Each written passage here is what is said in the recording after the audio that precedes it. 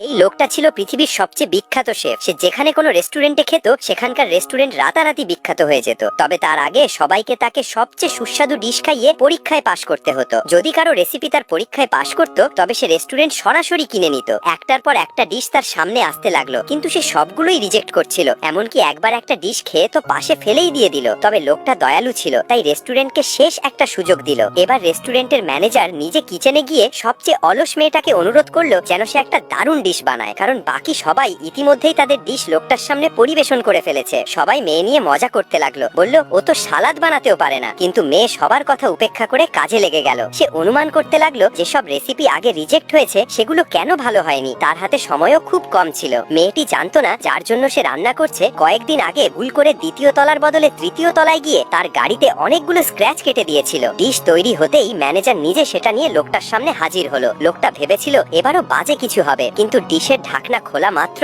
গন্ধেই সে সতর্ক হয়ে উঠল। এর আগে এমন ঘ্রাণ সে কখনো পায়নি। যখন সে সেই খাবার খেতে শুরু করলো তখন তার চোখে জল